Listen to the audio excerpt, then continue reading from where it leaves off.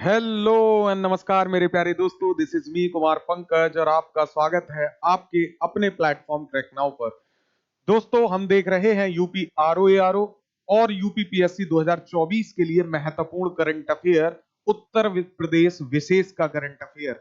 और इस current affair की श्रृंखला में मैं आपके साथ घटनासार का करंट अफेयर डिस्कस कर रहा हूं। अलग से करंट अफेयर हमने देखा है, घटनासार का भी कुछ इंपॉर्टेंट फैक्ट्स होते हैं, उनको भी देखना जरूरी होता है। तो मैंने इमेजेस के माध्यम से और जो चीजें इंपॉर्टेंट होती हैं उनको हाईलाइट करने का इसमें मैं प्रयास कर रहा हूं। दूसरा वीडियो है, इसमें एक दो वीडियोस और आएंगे और घटनासार वाला करंट कवर हो जाएगा। ठीक है, तो चलिए शुरू करते हैं बिना किसी देरी के इस महत्वपूर्ण वीडियो को, ताकि आप लोगों का समय जाया ना हो मेरे प्यारे बच्चे। तो UP special best current affair का पार्ट 2, और इसमें आज शुरुआत करते हैं हम। बुंदेलखंड एक्सप्रेसवे उत्तर प्रदेश का पहला सौर ऊर्जा एक्सप्रेसवे बना है। ये डेली करंट अफेयर में भी मैं वैसे तो आपके साथ डिस्कस कर चुका था, लेकिन आज इसको हम फिर से देखेंगे मेरे प्यारे बच्चे। तो बुंदेलखंड एक्सप्रेसवे बन गया है उत्तर प्रदेश का पहला सोलर एनर्जी एक्सप्रेसवे। इसके बारे में क्या क्या महत्वपूर्ण बातें हैं जो हमें देखनी है, तो मेरे प्यारे बच्चे सबसे पहले आपको ध्यान रखना पड़ेगा इसके बारे में कि इसका, मेरे प्यारे बच्चे, बुंदेलखंड एक्सप्रेसवे के किनारे कितना है, तो ये 1700 हेक्टेयर भूमि पर ये प्लांट लगाने की योजना बना रही है उत्तर प्रदेश सरकार। दूसरी महत्वपूर्ण बात है, इसमें पीपीपी मॉडल पर है ये, यानी पब्लिक प्राइवेट पार्टनरशिप। ये जरूर याद रखेंगे किस मॉडल पे है, तो पब्लिक प्राइवेट पार्टनरशिप पर है ये भी आपने याद रखना पड़ेगा। और जो आपने याद रखना है इस करंट अफेयर में सारे में, मैं वही हाईलाइट भी करूंगा आपके साथ। तो पब्लिक प्राइवेट पार्टनरशिप पर आधारित है ये सोलर प्लांट। 550 मेगावाट सौर ऊर्जा ये पैदा करेगा। तीन चीजें हैं, कहां पर है, तो बुंदेलखंड एक्सप्रेसवे पर। कितने भूमि में, 1700 हेक्टेयर भूमि पर सोलर प्लांट लगाए जाएंगे। कौन सा मॉडल है, पीपीपी मॉडल है। कितना ऊर्जा पैदा होगी, तो 550 मेगावाट मेरे प्यारे बच्चे। और ये इतनी चीजें आपने इसमें याद रखनी है। और इसमें क्या याद रखना है, इस परियोजना को कौन क्रियान्वित करेगा, तो ये करेगा एक्सप्रेसवे औद्योगिक विकास प्राधिकरण, यानी यूपीईआईएफडीए, है ना। यूपीईएफआईडीए इसको क्रियान्वित करेगा। इतनी बात आपने ध्यान रखनी है। इसके अतिरिक्त ये कहा गया कि यहाँ पे क्यों मॉडल लगाया जा रहा है, तो आपको पता है यहाँ पे शुष्क मौसम होता है बुंदेलखंड रीजन में, धूप ज्यादा निकलती है, इसलिए यहाँ पे सौर ऊर्जा की क्षमताएं ज्यादा हैं, इसलिए इस एक्सप्रेसवे का चुनाव किया गया है। तो ये बात तो बहुत कॉमन सी है, आपको इसमें याद रखने जैसा कुछ है नहीं। एक चीज है जो आपको याद रखनी होगी, वो है इस परियोजना का जीवन काल, यानी कितने समय के लिए इतने इससे जो है 550 मेगावाट ऊर्जा मिलती रहेगी प्यारे बच्चे। तो ये 25 वर्ष के लिए होगा ये प्लांट।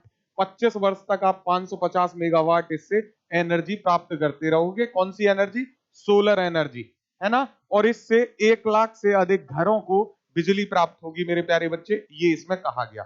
अब चूंकि बात बुंदेलखंड एक्सप्रेसवे की हो रही है, तो बुंदेलखंड एक्सप्रेसवे को भी जान लीजिए कि बुंदेलखंड एक्सप्रेसवे कितने जिलों से होकर गुजरता है।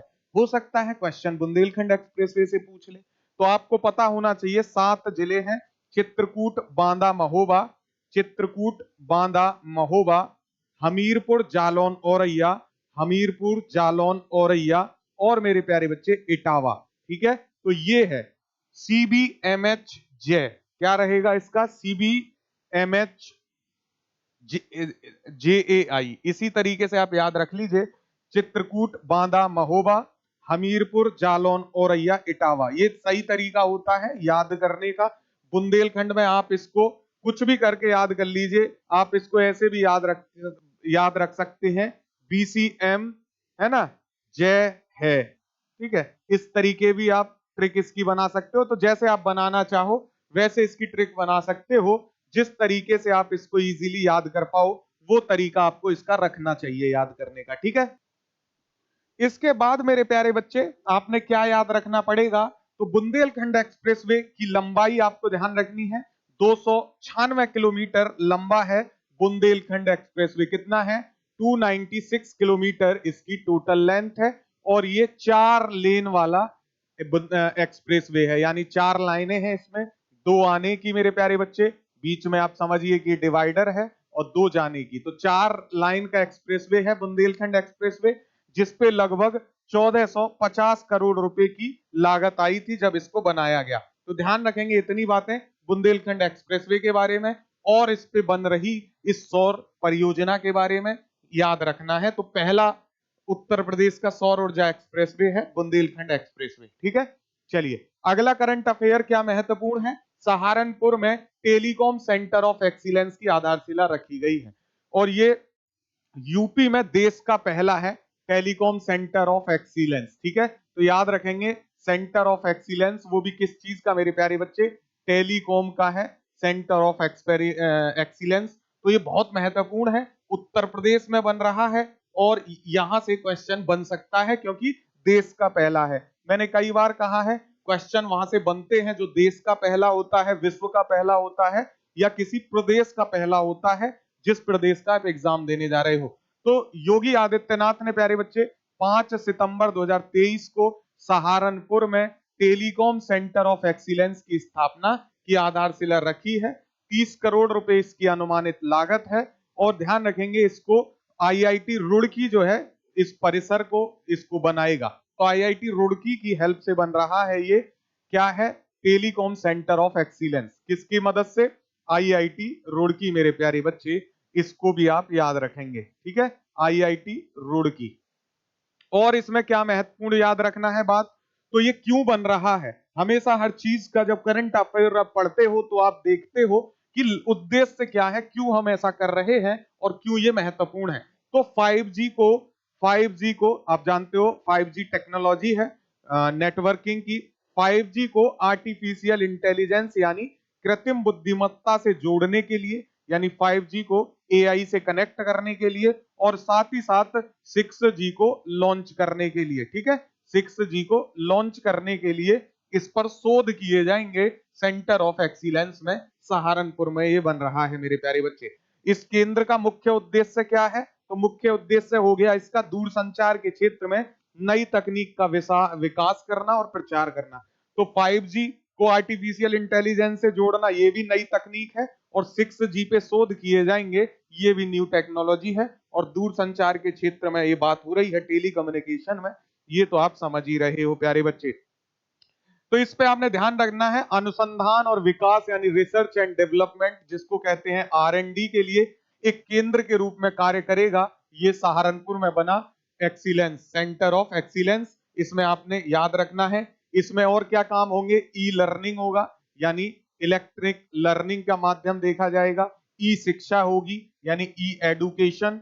ठीक है, मैं क्यों ट्रांसलेशन कर रहा हूं, क्योंकि इंग्लिश मीडियम वाले भी कुछ देख रहे होंगे। कृषि और उपग्रह यानी एग्रीकल्चर, और मेरे प्यारे बच्चे जो आपके तमाम उपग्रह हैं, सैटेलाइट्स हैं, इन तमाम क्षेत्रों में रिसर्च होगी और 5G का जो है प्रयोग देखा जाएगा। तो ध्यान रखना है टेलीकम्युनिकेशन के क्षेत्र में मोस्टली ई लर्निंग और तमाम 5G 6G को देखने के लिए ये बन रहा है रिसर्च एंड डेवलपमेंट के लिए।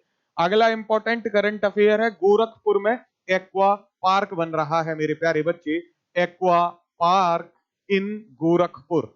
महत्वपूर्ण है ये करंट अफेयर। कुछ समय पहले ही गोरखपुर में जो है वाटर पार्क बना था, और अब एक्वा पार्क का स्थापना होगी गोरखपुर में। इसको ध्यान रखेंगे, अगर आपसे डीप में पूछे तो गोरखपुर जिले के अंदर तहसील पड़ती है, ठीक है, सदर तहसील, और सदर तहसील के ताल कंदला में नामक जगह है, वहां पे एक्वा पार्क बन रहा है जिसके लिए 27 एकड़ जमीन चिन्हित की गई है। साथ ही साथ यहाँ पर मछली पालन समिति बैंक भी बनेगा, ध्यान रखिएगा। तो कहाँ है, गोरखपुर जिले के सदर तहसील के तालकंदला नामक स्थान पर यह बनेगा गोरखपुर में एक्वा पार्क। इसमें क्या होगा, तो मछली की मेरे प्यारे बच्चे नई प्रजातियां तैयार की जाएंगी, साथ ही साथ मछली के बीज को लेकर अध्ययन किया जाएगा। मछली के बीज से तात्पर्य क्या है, मछली जब जो बड़ी मछली पालन होता है तो छोटी छोटी छोटी छोटी नन्ही नन्ही मछलियां डाली जाती हैं, फिर वो बड़ी होती हैं, तो उन्हीं को लेकर रिसर्च किए जाएंगे कि और बेहतर मछली की प्रजाति कैसे डेवलप की जा सके। तो ध्यान रखेंगे यहाँ पर मत्स्य बीज बैंक, मत्स्य पालन, मत्स्य प्रसंस्करण से लेकर और कई सारी सुविधाएं यहाँ पे डेवलप की जाएंगी, और ये शासन के इस महत्वाकांक्षी योजना से मछली पालन से जुड़े लोगों को काफी लाभ होने वाला है मेरे प्यारे बच्चे। तो अगर आपसे पूछे कहां एक्वा पार्क बन रहा है, तो गोरखपुर में बन रहा है। इतना ही आपने याद रखना है। इसी प्रकार का क्वेश्चन यहां से बनेगा अगर बनेगा तो। अगला है 3 से 6 साल के बच्चों के लिए हॉट कुक्ड मील योजना उत्तर प्रदेश सरकार ने शुरू की है। और मेरे प्यारे बच्चे इसमें लगभग 108 करोड़ रुपए का इसमें जो है एक्सपेंस आएगा। कितना? 108 करोड़। 35 जनपदों में ये नए आंगनवाड़ी केंद्र भी बनाने वाले हैं। 35 जनपदों में नए आंगनवाड़ी केंद्र, ताकि इस मेरे प्यारे बच्चे स्कीम को 3 से 6 साल के बच्चों के लिए हॉट कुक्ड मील योजना का शुभारंभ किया जा सके। चलिए इसको डिटेल में देख लेते हैं क्या है ये योजना। तो ध्यान रखेंगे मुख्यमंत्री योगी आदित्यनाथ ने 3 से 6 वर्ष की आयु के बच्चों के लिए नवंबर 2023 को हॉट कुक्ड मील योजना की शुरुआत की है। वैसे तो मैं उत्तर प्रदेश की सारी स्कीम्स आपको पढ़ा चुका हूं, प्लेलिस्ट में आपने देख ली होगी यूपी स्पेशल, मुझे ऐसी उम्मीद है। ऐसे ही चित्रों के माध्यम से मैं करंट या कोई भी चैप्टर पढ़ाता हूं ताकि आपको इजीली याद रहे। और यूपी स्पेशल में मैंने अभी पढ़ाना शुरू किया, बिहार को तो लंबे समय से पढ़ा रहा था। तो यूपी के स्पेशल प्लेलिस्ट जरूर देख लो, चाहे तो आप यूपी पीएससी दे रहे हो या यूपी आरओ, बहुत लाभदायक रहेगा आपके लिए। तो ये ध्यान रखेंगे, योजना में पढ़ा चुका हूं, बट ये ध्यान रखना है 3 से 6 वर्ष की आयु के बच्चों के लिए नवंबर 2023 को हॉट कुक्ड मील योजना शुरू की गई, जिसमें क्या कहा गया कि सुपोषित और स्वस्थ बच्चे एक मजबूत राष्ट्र का आधार बनेंगे। इस लक्ष्य की प्राप्ति के लिए कि अगर वेल न्यूट्रिस्ड होंगे बच्चे और स्वस्थ होंगे तो वो एक मजबूत राष्ट्र का आधार बनेंगे। इसलिए 3 से 6 वर्ष के बच्चों के लिए हॉट कुक्ड मील योजना उत्तर प्रदेश सरकार शुरू कर रही है। इस योजना से मेरे प्यारे बच्चे 80 लाख बच्चों को लाभ होने वाला है। कितने? 80 लाख बच्चों को फायदा मिलेगा।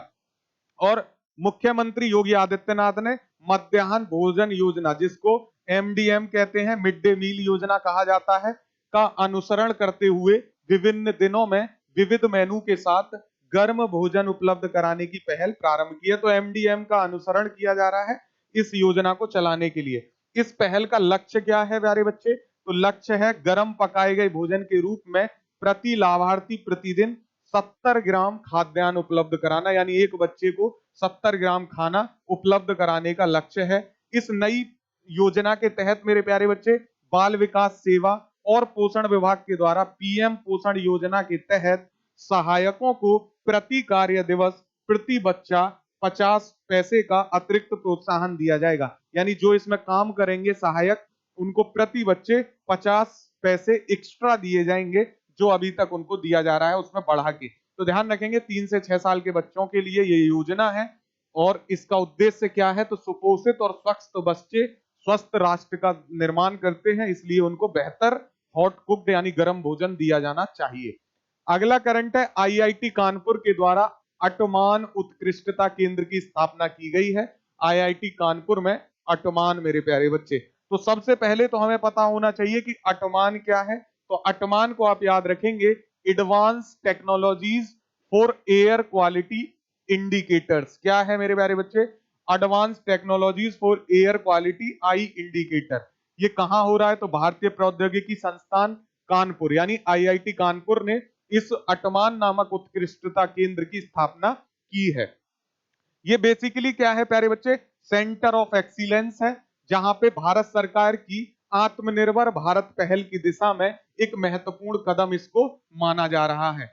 इसमें क्या होगा मेरे प्यारे बच्चे? तो भारत के शहरी और ग्रामीण क्षेत्रों में वायु गुणवत्ता बढ़ाने के लिए स्वदेशी कम लागत वाले सेंसर निर्माण किए जाएंगे। इसमें आर्टिफिशियल इंटेलिजेंस के साथ साथ मशीन लर्निंग यानी एआई और एमएल, आर्टिफिशियल इंटेलिजेंस और मशीन लर्निंग आजकल इन बहुत इंपॉर्टेंट कंसेप्ट हैं।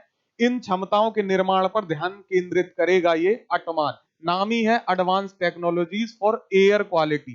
तो एयर क्वालिटी से अब आप समझे कि एयर क्वालिटी में कैसे आर्टिफिशियल इंटेलिजेंस और मशीन लर्निंग का प्रयोग करके हम नई तकनीक विकसित करें भारत में, ताकि हम वायु गुणवत्ता को बेहतर कर सके। तो उस लक्ष्य पे ये काम करेगा। सेंसर बनाए जाएंगे इसके तहत और तमाम सेवाएं बनाई जाएंगी, और ये सटीक और विश्वसनीय परिणाम दे सके स्वच्छ वायु गुणवत्ता के लिए।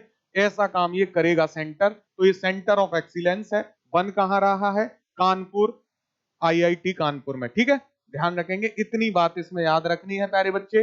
अगला है गंगा डॉल्फिन उत्तर प्रदेश का जलीय जीव घोषित किया गया। देखिए गंगा डॉल्फिन को प्यारे बच्चे 2009 में ऑलरेडी जो है केंद्र सरकार तो जलीय जीव घोषित कर ही चुकी थी, है ना, लेकिन उत्तर प्रदेश का जलीय जीव इसको अब घोषित किया गया है। तो ध्यान रखेंगे गंगा डॉल्फिन के बारे में कुछ महत्वपूर्ण बातें जो आपसे क्वेश्चन पूछ सकता है मेरे प्यारे बच्चे। तो उत्तर प्रदेश के मुख्यमंत्री योगी आदित्यनाथ ने 6 अक्टूबर 2023 को गंगा नदी की डॉल्फिन, जिसको गैंगेटिक डॉल्फिन कहा जाता है, के राज्य के जलीय जीव के रूप में घोषित किया है। तो ये उत्तर प्रदेश के राज्य का जलीय जीव अब अगर पूछे आपसे तो गंगा डॉल्फिन है, याद रखेंगे मेरे प्यारे बच्चे। ये डॉल्फिन मोस्टली गंगा, यमुना, चंबल, घाघरा, राप्ती और गेरुआ जैसी नदियों में पाई जाती है। और जो गैंगेटिक डॉल्फिन है ये ऐसी डॉल्फिन की विशिष्ट प्रजाति है जो मीठे जल में पाई जाती है, यानी शुद्ध जल में ही ये निवास करती है गैंगेटिक डॉल्फिन। अगर इसकी आबादी हम देखें तो उत्तर प्रदेश में लगभग 2000 के आसपास इसकी आबादी है गैंगेटिक डॉल्फिन की। इसका वैज्ञानिक नाम यानी साइंटिफिक नेम क्या है, प्लेटिनिस्टा गैंगेटिका। क्या नाम है, प्लेटिनिस्टिका गैंगेटिका इसका साइंटिफिक नेम है गंगा डॉल्फिन का। और IUCN आपको पता है एक रेड डाटा लिस्ट बनाता है जिसमें विभिन्न प्रजातियों को उनकी स्थिति के आधार पर वर्गीकृत किया जाता है। तो गैंगेटिक डॉल्फिन IUCN की रेड लिस्ट में संकटग्रस्त श्रेणी में शामिल है, इसलिए इसके प्रोत्साहन और इसके बचाव के लिए भी आवश्यक था कि इसको ऐसा कोई दर्जा दिया जाए। 2009 में मेरे प्यारे बच्चे मैंने आपको बताया गंगा डॉल्फिन को भारत सरकार ने राष्ट्रीय जलीय जीव यानी नेशनल एक्वेटिक एनिमल घोषित कर दिया था। अब और गंगे डॉल्फिन का शिकार करना वन्यजीव संरक्षण अधिनियम 1972 के तहत दंडनीय अपराध भी है, यानी वाइल्ड लाइफ प्रोटेक्शन एक्ट 1972 में आया, उसके अंतर्गत अगर कोई व्यक्ति गैंगेटिक डॉल्फिन का शिकार करता है तो वो दंडनीय अपराध है, क्योंकि ये IUCN की रेड डेटा लिस्ट में संकटग्रस्त श्रेणी में शामिल है। फिलहाल हम पढ़ रहे हैं इसको उत्तर प्रदेश का जलीय जीव घोषित कर दिया गया है। ध्यान रखेंगे इसके बारे में, इतनी बातें महत्वपूर्ण होंगी मेरे प्यारे बच्चे। अगला करंट अफेयर है मिशन शक्ति। और आपको पता है मिशन शक्ति अभियान काफी लंबे समय से चल रहा है और अब इसका चौथा चरण यानी 4.0 शुरू किया गया है। ठीक है, मिशन शक्ति 4.0 मेरे प्यारे बच्चे। और ये मुख्यमंत्री योगी आदित्यनाथ ने उत्तर प्रदेश में 14 अक्टूबर 2023 को प्रदेश स्तर पर इसके चौथे चरण का शुभारंभ किया। इसका उद्देश्य क्या है, तो महिलाओं को सशक्त बनाने के उद्देश्य से इसको शुरू किया गया था। निर्मला सीतारमन जी के द्वारा बहुत पहले इसको शुरू किया गया और अब इसका 4.0 मिशन शुरू हो गया है। ये मिशन शक्ति का चौथा चरण है। इस चरण का लक्ष्य क्या है प्यारे बच्चे, पहले चरण की सफलता को दोहराना और व्यापक खंड तक पहुंचाना, यानी जो पहले सफलता हमने प्राप्त की है वैसी ही सफलता हम आगे भी प्राप्त करें और इसको ज्यादा महिलाओं तक पहुंचा पाएं। वर्ष 2020 में मेरे प्यारे बच्चे महिलाओं की सुरक्षा, सम्मान और स्वावलंबन के लक्ष्य के साथ मिशन शक्ति अभियान की शुरुआत की गई थी। तो कब शुरू हुआ था ये, 2020 में शुरू हुआ था और 2024 में अब हम इसका चौथा चरण देख रहे हैं। इतनी बात आप याद रखेंगे इससे, मिशन शक्ति अभियान। ठीक है, चलिए अगला महत्वपूर्ण करंट अफेयर है मिशन महिला सारथी पहल का शुभारंभ। महिला सारथी पहल मेरे प्यारे बच्चे, इसकी शुरुआत भी योगी आदित्यनाथ ने ही की है। 22 अक्टूबर 2023 को कहां से शुरुआत हुई, तो अयोध्या से शुरुआत हुई है। ये बात ध्यान रखेंगे, जिस क्वेश्चन में ऐसा लिखा होता है या मिशन में ऐसा लिखा होता है कि इसकी शुरुआत इस पर्टिकुलर जगह से हुई, तो क्वेश्चन वहां से आते हैं कि कहां से इस अभियान की शुरुआत की गई।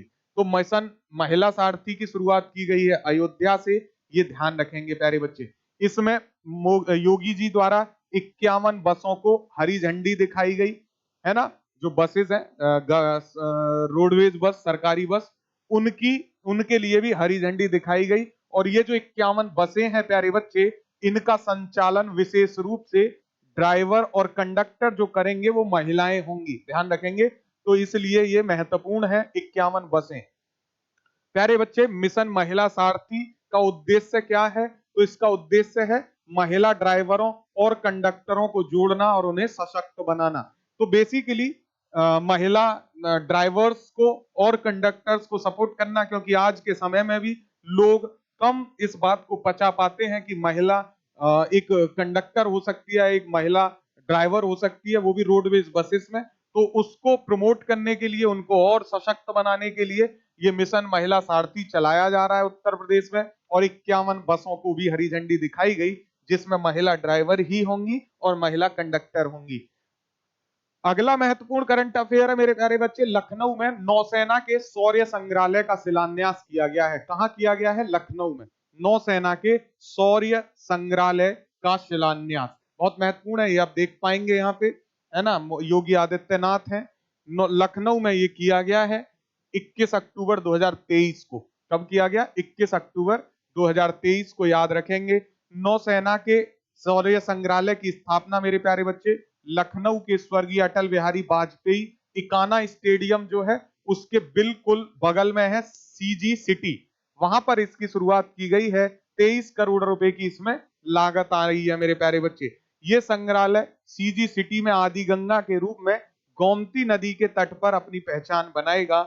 और इसमें ध्यान रखना है मेरे प्यारे बच्चे, ये नौसेना से संबंधित देश का पहला है, इसलिए इंपॉर्टेंट है, देश का पहला ऐसा संग्रहालय है जहां जो कार्यमुक्त हो चुके युद्धपोत हैं और साथ ही साथ मेरे प्यारे बच्चे कार्यमुक्त हो चुके जलयान हैं, उनको यहाँ पे प्रदर्शित किया जाएगा। तो जो सेवा मुक्त हो चुके हैं युद्धपोत जलयान, उनको यहाँ रखा जाएगा संग्रहालय में, है ना। और साथ ही साथ इसके अतिरिक्त मेरे प्यारे बच्चे नौसेना से रिटायर युद्धपोत और आईएनएस गोमती और उससे जुड़े मिसाइल, टॉर्पीडो, कैनन आदि उपकरणों को भी यहाँ पे रखा जाएगा, प्रदर्शित किया जाएगा। इस संग्रहालय की स्थापना से पर्यटकों की संख्या में बढ़ोतरी के साथ ही रोजगार के नए अवसर बढ़ेंगे, ऐसा उत्तर प्रदेश सरकार का मानना है कि यहाँ पे टूरिज्म बढ़ेगा। टूरिज्म बढ़ेगा तो एम्प्लॉयमेंट जनरेट होगा, लोग वहां पे आएंगे, कुछ खाएंगे, कुछ पिएंगे, तो तमाम जो है एम्प्लॉयमेंट भी इससे बढ़ेगा। अगला महत्वपूर्ण करंट अफेयर है, अलीगढ़ मुस्लिम यूनिवर्सिटी अपना स्वयं का सैटेलाइट प्रक्षेपित करेगा। ध्यान रखेंगे, अलीगढ़ मुस्लिम यूनिवर्सिटी अलीगढ़ में है, अलीगढ़ का नाम अब क्या कर दिया गया है? हरिगढ़, है ना। तो ध्यान रखेंगे प्यारे बच्चे, अलीगढ़ मुस्लिम विश्वविद्यालय अलीगढ़ ने अपने महत्वाकांक्षी अंतरिक्ष कार्यक्रम पर हाल ही में कार्य शुरू कर दिया है। इसे मेरे प्यारे बच्चे अंतरिक्ष, इसे ध्यान रखेंगे अंतरिक्ष विभाग के तहत काम करने वाले भारतीय राष्ट्रीय अंतरिक्ष संवर्धन और प्राधिकरण केंद्र के द्वारा मंजूरी प्रदान की गई है। इस परियोजना में एएमयू के संस्थापक सर सैयद अहमद खान के नाम पर पहला उपग्रह कार्यक्रम एसएमएएमयू सेट का विकास शामिल है। एसएमएएमयू सेट एक नैनो सैटेलाइट प्रोजेक्ट है प्यारे बच्चे, ये ध्यान रखेंगे। क्या है ये? एक नैनो सैटेलाइट प्रोजेक्ट है जो नवंबर में एएमयू रोबो क्लब के अंतर्गत शुरू हुआ था। ठीक है, तो ध्यान रखेंगे एक नैनो सैटेलाइट प्रोजेक्ट है। बेसिकली इसमें महत्वपूर्ण बात याद रखने की क्या है मेरे प्यारे बच्चे, ये जो नैनो सैटेलाइट है एक 3U क्यूब सेट है, ये बात ध्यान रखेंगे। इसका उद्देश्य क्या है 3U क्यूब सेट का? ये सैटेलाइट इमेजरी का उपयोग करके मेरे प्यारे बच्चे भारत के सबसे गरीब जिलों में आर्थिक विकास का अध्ययन करेगा। ठीक है, महत्वपूर्ण है, ध्यान रखेंगे। साथ ही साथ ये तेजी से मल्टीमीडिया ट्रांसमिशन के लिए इन हाउस विकसित इमेज कंप्रेशन टेक्निक लागू करेगा। ठीक है, अब महत्वपूर्ण बात क्या आती है, ये जो एसएसएएमयू सेट है ये इसके अप्रूवल रजिस्ट्रेशन 2023 में ही आईएन यानी इंडिया स्पेस में मेरे प्यारे बच्चे प्रस्तुत कर दिए गए थे। तो इसका नाम याद रखेंगे, एएमयू अपना स्वयं का सैटेलाइट प्रक्षेपित कर रहा है, 3U क्यूब सेट है, इमेजिनरी बेस सैटेलाइट पर यह काम करेगा। अगला महत्वपूर्ण क्वेश्चन है, 3 दिवसीय श्री अन्न महोत्सव का आयोजन किया गया है मेरे प्यारे बच्चे। श्री अन्न, आपको पता होगा श्री अन्न यानी मोटा अनाज के लिए ये मीट शुरू किया गया, मिलेट्स एवं मक्का उत्पादन के लिए प्रोत्साहन देने के लिए, बाजरा के उपयोग को बढ़ावा देने के लिए मेरे प्यारे बच्चे 27 से 29 अक्टूबर 2023 तक कहां पे हुआ है ये इंपॉर्टेंट है, लखनऊ में ये आयोजित किया गया 3 दिवसीय श्री अन्न महोत्सव। ठीक है। साथ ही साथ इसके अतिरिक्त एक राज्य स्तरीय जो बाजरा कार्यशाला का आयोजन भी यहाँ पे किया गया। कार्यक्रम का उद्घाटन किसने किया? तो मुख्यमंत्री योगी आदित्यनाथ जी ने। इस अवसर पर मेरे प्यारे बच्चे बाजरा उत्पादन के लिए अच्छा कार्य करने वाले किसानों को सम्मानित भी किया गया था, ताकि और दूसरे लोग इससे प्रोत्साहित होकर मोटा अनाज या बाजरा के उत्पादन को बढ़ाएं। ठीक है, तो ध्यान रखिएगा मेरे प्यारे बच्चे, इस कार्यशाला में प्रत्येक मंडल के प्रत्येक जनपद से 50 प्रगतिशील किसान कृषक उत्पादक संगठन यानी एफपीओ के 10 प्रतिनिधि और 10 प्राविधिक सहायकों ने हिस्सा लिया था कार्यशाला में। और ये श्री अन्न महोत्सव कहाँ मनाया गया 3 दिवसीय? तो ये याद रखेंगे, लखनऊ में मनाया गया था मेरे प्यारे बच्चे। इतनी बात आप इससे याद रखेंगे। इसमें महत्वपूर्ण बात क्या है मेरे प्यारे बच्चे? दिसंबर 2023 में उत्तर प्रदेश सरकार द्वारा एक निर्णय लिया गया है, और इस निर्णय के अनुसार अब जो राशन कार्ड धारक हैं उत्तर प्रदेश में, उसमें उनको प्रत्येक महीने दिया जाने वाला जो राशन है वो 35 किलो राशन के अंतर्गत फरवरी 2024 से 14 किलो गेहूं, 10 किलो बाजरा और मेरे प्यारे बच्चे 11 किलोग्राम चावल दिया जाएगा। यानी जो 35 किलोग्राम राशन अभी तक दिया जाता है उसमें चेंजेस किए गए हैं। तो अब 14 किलोग्राम तो दिया जाएगा गेहूं, 10 किलोग्राम दिया जाएगा बाजरा और 11 किलोग्राम मेरे प्यारे बच्चे क्या दिया जाना है? चावल। ठीक है, तो ये टोटल कितना हो जाएगा? 4 और 1 5 35। तो इस तरीके से इसमें चेंजेस आए हैं, ये बात ध्यान रखेंगे। इससे पहले क्या दिया जाता था? 14 किलोग्राम गेहूं और 21 किलोग्राम चावल। तो बाजरा को इसमें इंक्लूड किया गया है, ये भी ध्यान रखेंगे। तो इससे क्या होगा? जो गवर्नमेंट है वो बाजरा अब खरीदेगी, सरकार जो है किसानों को उचित मूल्य मिलेगा और किसान प्रोत्साहित होंगे बाजरा उत्पादन के लिए। अगला महत्वपूर्ण करंट अफेयर है जनजातीय संग्रहालय, और ये इंपॉर्टेंट है। जनजातीय संग्रहालय मेरे प्यारे बच्चे कहां बन रहा है उत्तर प्रदेश में? तो 3 जिले आप याद रखेंगे, मिर्जापुर, सोनभद्र और महाराजगंज मेरे प्यारे बच्चे। तो उत्तर प्रदेश के इन 3 जिलों में, मिर्जापुर, सोनभद्र और महाराजगंज में जनजातीय संग्रहालय की स्थापना के लिए जमीन ले ली गई है संस्कृति विभाग से लेकर। उत्तर प्रदेश अनुसूचित जाति यानी एससी एवं जनजाति एसटी के लिए शोध एवं प्रशिक्षण संस्थान के पक्ष में आवंटित करने का निर्णय लिया जा चुका है। 3 जिले याद रखने हैं, मिर्जापुर, सोनभद्र और महाराजगंज मेरे प्यारे बच्चे। और इस प्रस्ताव को कब जो है लाया गया अमल में? तो 1 नवंबर 2023 को हुई कैबिनेट की बैठक में इस प्रस्ताव को लाया गया है। इस प्रस्ताव के बाद मेरे प्यारे बच्चे मिर्जापुर में 22 दिसंबर 2021 के आदेश द्वारा ग्राम अंतरेली पांडे तहसील मड़िहान में 4.46 हेक्टेयर भूमि, वहीं सोनभद्र में 12 अप्रैल 2021 को मरकुंडी तहसील में 1.828 हेक्टेयर भूमि और महाराजगंज में मेरे प्यारे बच्चे तहसील नौतनवा में ग्राम कुनसेर में 6.50 हेक्टेयर भूमि संस्कृति विभाग को आवंटित कर दी गई है, ताकि यहां पर जनजातीय संग्रहालय की स्थापना की जा सके। ठीक है, तो ये महत्वपूर्ण करंट अफेयर था आज के लिए। इसका पार्ट 3 जल्दी ही लेके आएंगे। आप लोग पार्ट 3 जब तक हम लेके आए तब तक आप इस वीडियो को शेयर, सब्सक्राइब और लाइक जरूर करो। पसंद आया हो तो चैनल को सपोर्ट करिए, क्योंकि वी नीड योर सपोर्ट मेरे प्यारे दोस्तों। छोटे चैनल तब बड़े होते हैं जब अपने सहयोग करते हैं, और हमारे अपने आप हैं मेरे प्यारे बच्चे। तो प्लीज सपोर्ट और सब्सक्राइब, शेयर, लाइक करते रहिए, पढ़ते रहिए। All the best for your exam. Have a good day. जय हिंद।